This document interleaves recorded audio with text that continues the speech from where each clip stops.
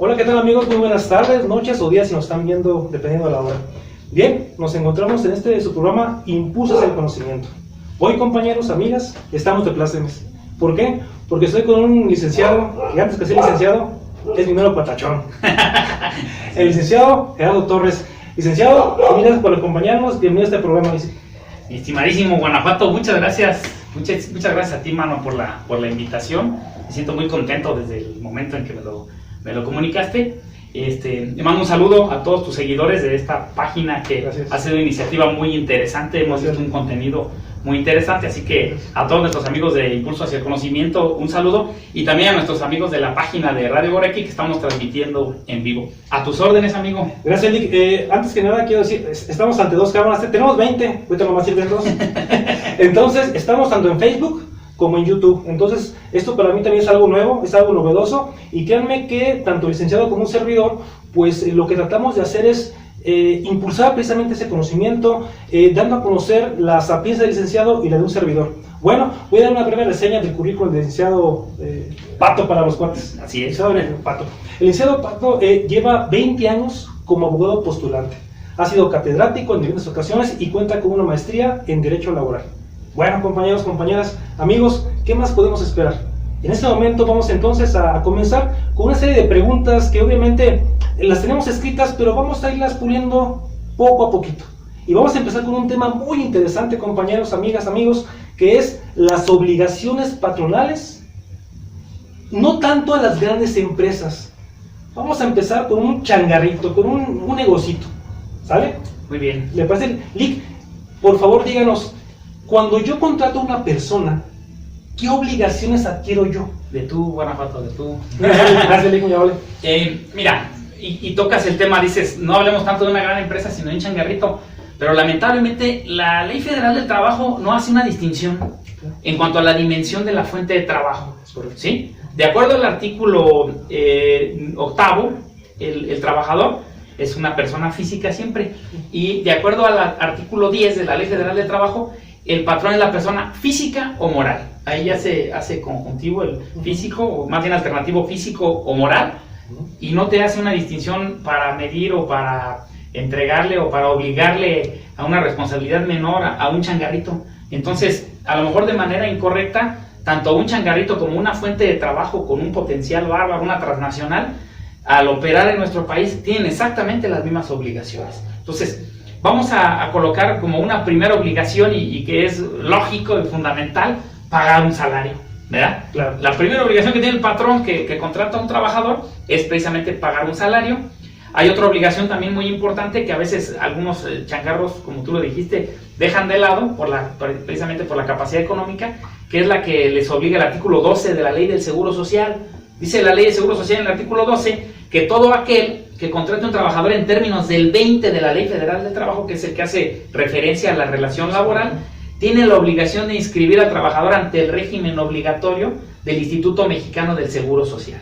Es decir, licenciado, si yo tengo un negocio, tengo una tienda y tengo nada más 2 empleados, ¿el propietario de esa tienda está obligado a asegurar a los trabajadores? Sí, señor, porque de acuerdo al 20, ahí hay una relación jurídica, lo que le dicen algunos tratadistas, el acto jurídico laboral, o lo que es la relación laboral de acuerdo al artículo 20 de la Ley Federal del Trabajo. Entonces, al tener ese tipo de relación, aunque sea una tiendita, aunque sea un tallercito de mofles, o hablemos de una transnacional, está la obligación de inscribir ante el régimen obligatorio del Instituto Mexicano del Seguro Social. Fíjate que había una situación discriminatoria con las domésticas. Es correcto. Que ya fue esto trascendido, ya fue materia de reforma, y ahora también las domésticas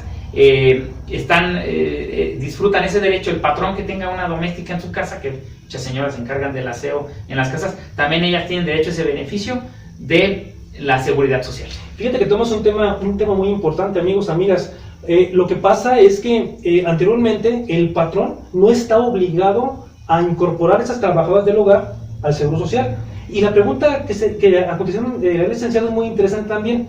¿Qué pasa, Lick, si por ejemplo algunas empleadoras domésticas laboran para 3 o 4 patrones?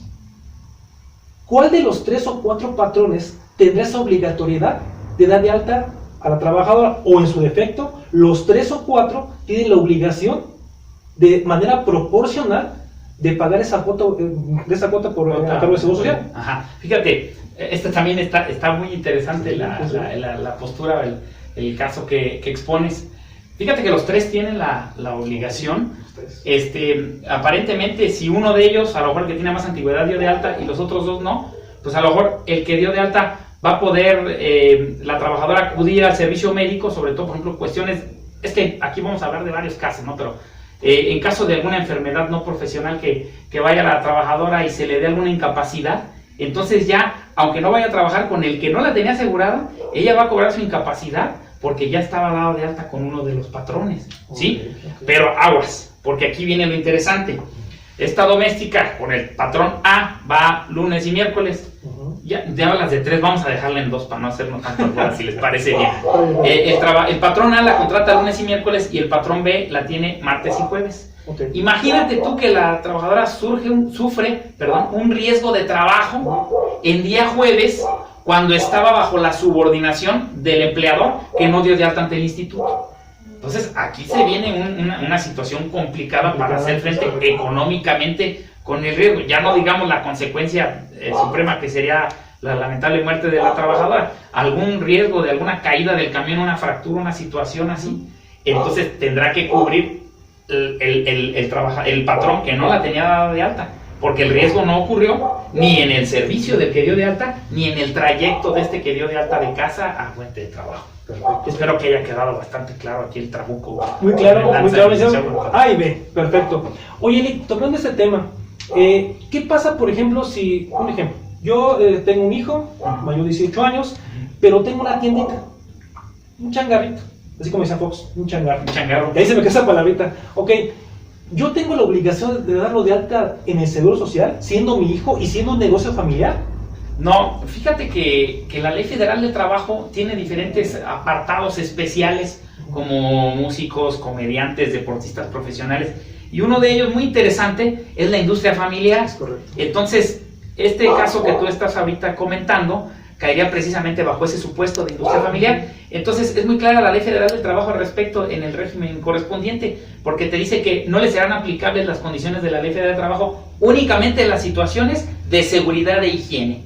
Es lo único a que está obligado ese patrón papá. Y esto no se le denomina trabajador, se le denomina pupilo, que está aprendiendo el oficio, el arte, perfecto, negocio familiar. Sí. Amigos, ¿qué más? Digo, 20 años de experiencia, creo que se ve luego. Lick, otra pregunta, y te voy a muy interesante.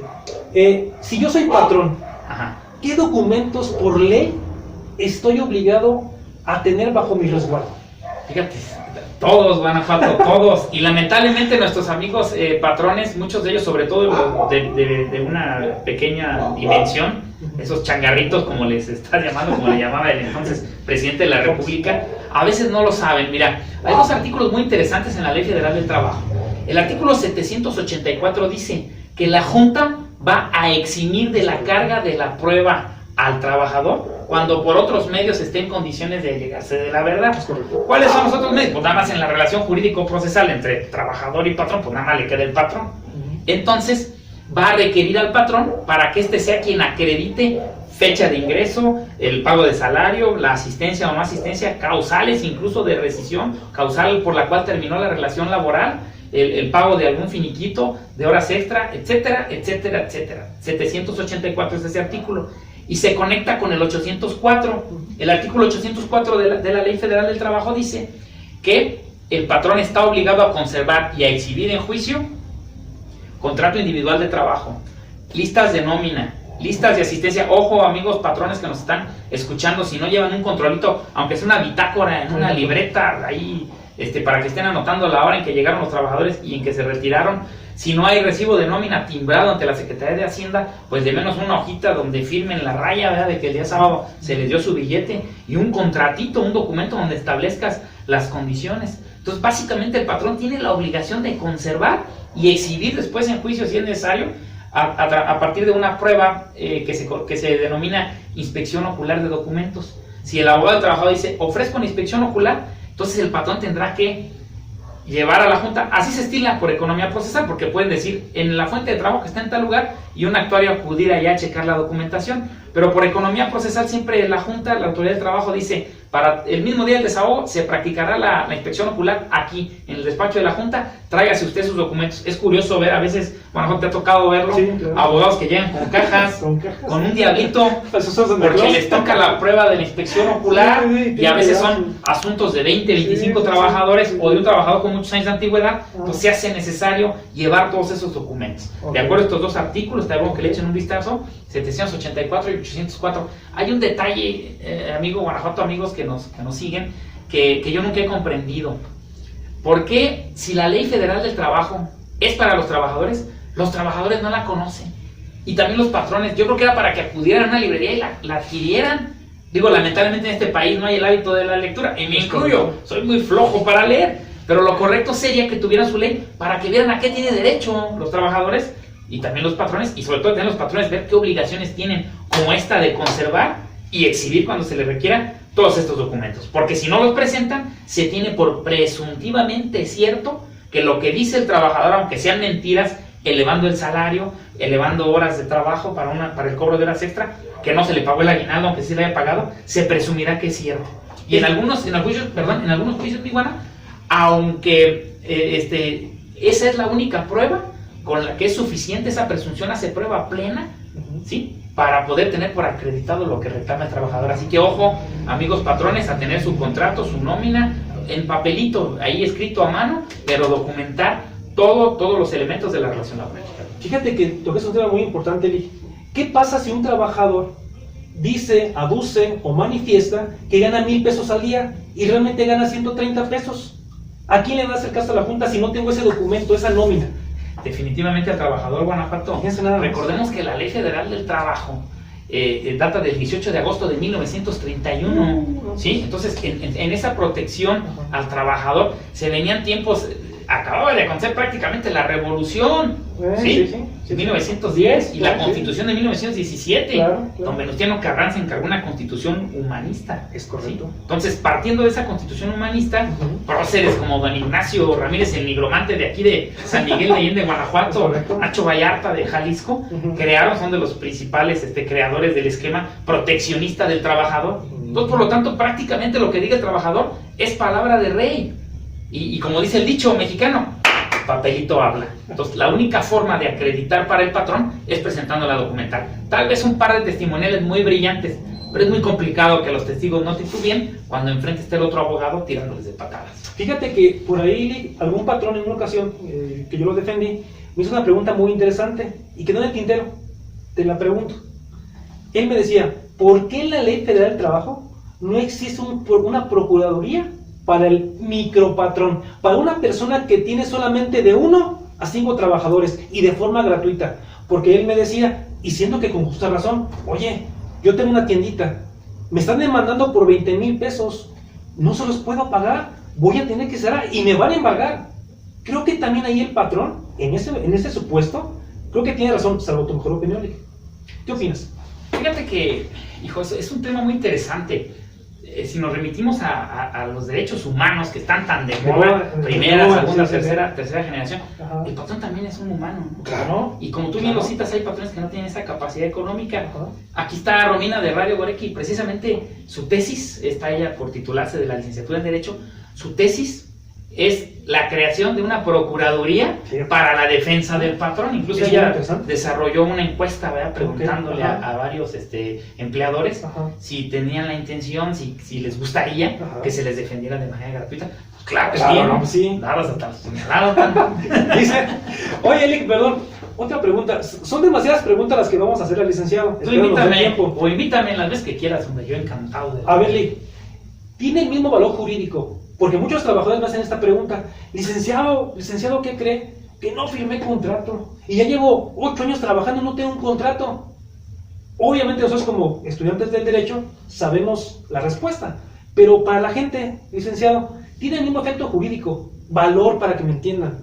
¿El contrato escrito y el contrato verbal valen lo mismo? Fíjate que sí. Yo siempre le decía a mis alumnos que el artículo más importante de la Ley Federal del Trabajo es el 20 de Guanajuato, el que te explica lo que es el acto jurídico laboral, como le llaman algunos tratadistas, o la relación de trabajo. Dice el artículo 20, relación laboral es la prestación de un servicio personal subordinado a cambio de un salario. Esto lo dice el artículo 20 en el primer párrafo. El artículo 20 en el segundo párrafo dice, contrato individual de trabajo, más o menos así, no de manera textual, es el escrito donde se harán constar las condiciones de trabajo. Y luego viene un tercer párrafo muy interesante que dice, tanto el contrato del párrafo anterior como la relación del primer párrafo produce los mismos efectos. O sea, en español, en castellano, sí, o sea, no necesita existir un contrato de por medio, mientras se den los dos elementos de la relación laboral, que es la prestación de un servicio personal subordinado, entendiendo la subordinación como el don de mando y el deber de obediencia. Yo soy tu patrón, aquí hay subordinación, yo tengo el don, el privilegio de mandarte, y tú tienes la obligación de obedecerme, ¿sí? A cambio de un salario. Ya cuando hay un dinero por medio, se configuró la relación laboral y no se hace necesario el contrato, pero es importante, amigos patrones, que documenten la relación laboral.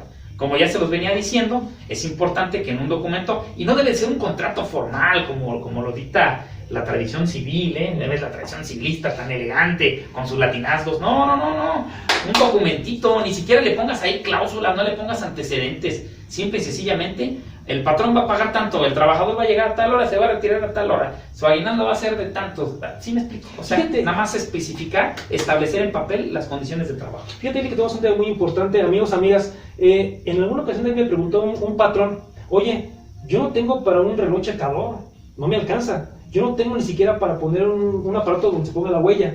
Bastará con una simple hojita de un cuaderno viejito, donde diga, llegué, la fecha, llegué, me fui y su firma. ¿Bastará eso para probar el horario de un trabajador? Sí, siempre y cuando sea de manera autógrafa del trabajador. Tenemos muy poco tiempo, pero voy a tratar de resumir un asunto de aquí, de una tienda departamental. No podemos echar... Es parte de tu vida. Entonces, fíjate que ahí hubo una rescisión a una trabajadora por 4 inasistencias en periodo de 30 días. Bueno, el asunto se fue hasta amparo, un asunto laboral, son 3, 4 años peleándote. Cuando resuelven el amparo directo, mi querido Liceo Guana, amigos que nos están viendo, el tribunal colegiado resuelve en el amparo que la tarjeta de chequeo no contaba con la firma de la trabajadora y esto le restaba credibilidad. Por lo tanto, no había una contundencia, no había una prueba contundente, fehaciente, de que se hayan dado las 4 inasistencias. Por tal motivo, el despido es injustificado y ahí te encargo el laudo con salarios caídos antes de la reforma del 1 de diciembre del 2012, con todos los salarios caídos hasta que pagó esta tienda que está ahí en Galería Tecnológica. Bueno. Ay, por ahí alguna persona trabaja ahí, la ingeniera del audio, está trabajando ahí, pero bueno. A lo mejor se va a acordar. No decimos nada. Ya falleció el maestro, voy a poner de pie, el licenciado Nicolás Rocha. Era el abogado, no sé si lo conociste. Sí, lo conocí. Su hijo ahora viene Nico Rocha Jr. y sigue siendo el abogado de ese. Fíjense, compañeras, amigos, que obviamente, miren, echamos mucha vacilada porque el licenciado y un servidor, pues lo conocemos de hace muchos años, somos contemporáneos. El liceo es de las personas, y me voy a permitir, liceo, decirle al público en general, es de las personas que les gusta compartir lo que saben, ¿sí? Les gusta platicar. Entonces no hay mucho para compartir, amigo. Les gusta compartir, les gusta echar relajo. Pero bueno, a final de cuentas, esto es algo serio también, porque son cuestiones que cualquier patrón tiene que conocer al 100%. Sí, y claro. otra preguntota. Luego me preguntan, oiga, fíjese que contraté a un albañil y se cayó y ya no vino. Yo dije, bueno, ya no vino, ni modo. Y me llega la demanda laboral, licenciado. ¿Qué hago? Mira, híjole, propiamente, si somos muy puristas y analizamos, entre el albañil y el propietario de una vivienda que está en construcción, no hay relación laboral. No hay relación laboral. No, claro que no, es que tú no le impones un horario al albañil. No. Más allá de que hay quienes son muy mandones y luego a veces los albañiles tienen, con todo respeto, poca cultura y como que se chivean y se le cuadran y hasta patrón le dicen al dueño de la casa, el albañil llega el día que quiere, o sea, a la hora que quiere. No me digas si el lunes no llega, es el lunes. El patrón no le dice, tienes que echar el enjarrado, a más allá del gusto, ¿verdad? Y de la indicación que dé. El albañil desarrolla el trabajo a como él tiene su experiencia. Sí. Prácticamente aquí hay una relación de prestación de servicio. ¿sí? Se paga una cantidad determinada, no hay un salario fijo. No. Dice, deme tanto por esto, sí, pero avánzale tantito, deme más dinero, patrón. No, no me vas a llevar adelante con los billetes y las relaciones que se tienen entre albañiles y los dueños de las fincas. Pero hay un detalle bien interesante en Guanajuato, muy chistoso. Al menos aquí en el municipio de Celaya me consta, la Dirección de Desarrollo Urbano, para que te dé el permiso de construcción, te dicen, ¿qué albañiles van a estar? Oye, ¿qué te interesa tú? Dame el permiso, la licencia para construir y que voy a tener ahí graba tantito en la banqueta, que luego llega a fiscalización y te multan, etcétera, etcétera, etcétera. Bueno, pero aquí el detalle interesante es que te dice, ¿qué albañiles van a construir? No, pues don Nicolás y su hijo, dalos de alta. Y es requisito fundamental entregarle a la Dirección de Desarrollo Urbano, ojo amigos de allá, arquitecto Báez Vega, que no es mi cuate ahí, la licenciada Brenda García Dueñas, mando saludos allá a la Dirección de Desarrollo Urbano, te lo ponen como requisito fundamental. ¿Qué están haciendo con esto? Están amarrando al dueño de la casa a una relación laboral con el albañil. Entonces, si tú estás en regla, lo diste de alta y el albañil te demanda, ni siquiera se te vaya a ocurrir negar una relación laboral. No. Porque habrá la constancia documental pública, como es el alta ante Hacienda, el informe del Instituto Mexicano del Seguro Social, en el sentido de que es su trabajador. Fíjense nada más, amigos, amigas, qué interesante tema. Amigos, amigas, lamentablemente se nos terminó el tiempo. Pero comprometemos al licenciado para que posteriormente venga a hablarnos sobre un tema muy interesante de la reforma.